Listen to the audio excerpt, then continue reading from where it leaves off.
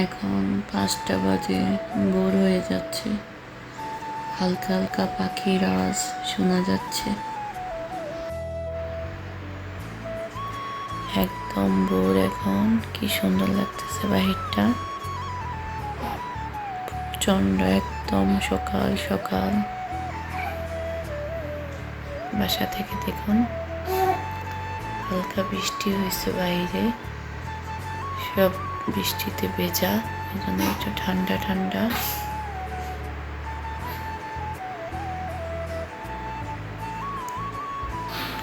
কয়েকজনের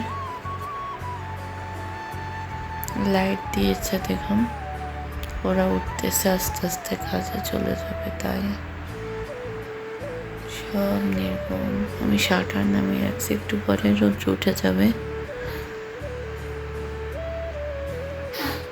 একদম ভোর, কি সুন্দর।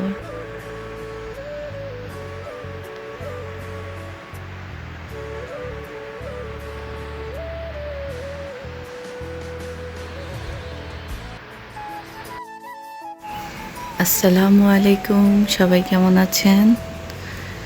এখন সকাল 6:30 বাজে। ভোরে সারা রাতে সজাগ ছিলাম, ছেলে মেয়ে দুজনে কান্না করতেছিল।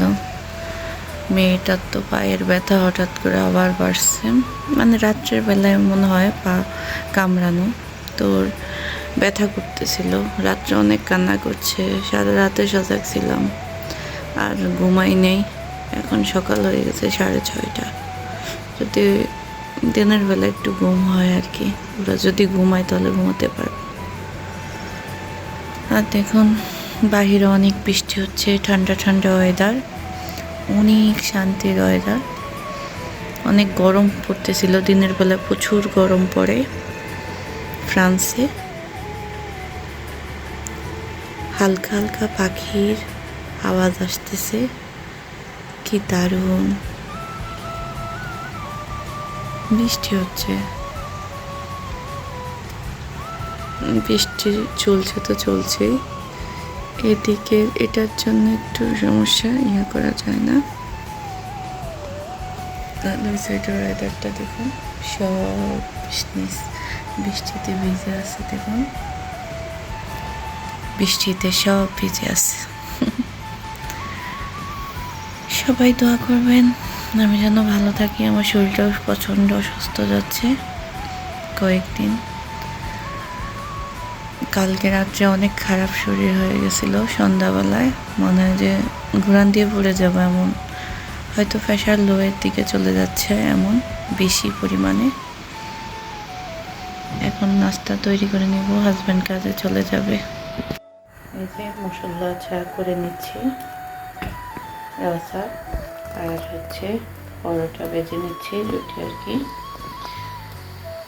কড়াইটার দিকে কড়াইটা অ্যাভয়েড করুন, কেননা অন্য কালারের কড়াই কিনলে ওগুলো ঠিক থাকে না, এই জন্য ব্ল্যাক কিনা সবচেয়ে ভালো, কালো কিনাটা সবচেয়ে বেটার। আপনাদের সাথে শেয়ার করা হয় নাই, এই যে এই এয়ার ফ্রায়ারটা আনছিল, বেশি করা হয় না, মাঝে মাঝে হয়তো করা হবে।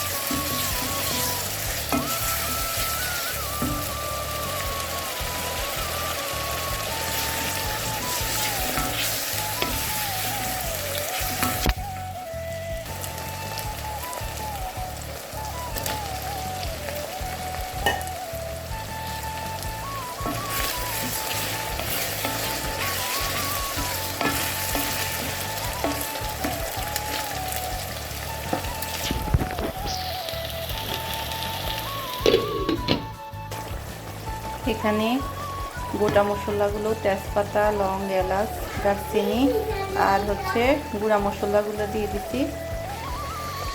হলুদের গুঁড়া, জিরার গুঁড়া, মরিচের গুঁড়া, ধনিয়ার গুঁড়া আর গরম মশলা গুঁড়া সব দিয়ে দিচ্ছি। লবণও পরিমাণ মতো দিয়ে দিয়েছিলাম। এখন সব মিশ্রিত করে নিচ্ছি। এই যে আমার মেয়ে কি করতেছে, এমন করে কেন? দুষ্টামি করে না রাফিয়া। এই যে মশলা ভালো করে কষে নিলে তারপরে মাংসগুলো দিয়ে দিব, মুরগির মাংসগুলো। এই যে কতক্ষণ কষিয়ে নিয়েছি। এখন মাংসগুলো দিয়ে, আলু আর মাংসগুলো দিয়ে ভালো করে কষিয়ে নিব। আলুগুলো বড় বড় কাটছি তো, করে কাটছি তো, এই জন্য একসাথে দিয়ে দিচ্ছি।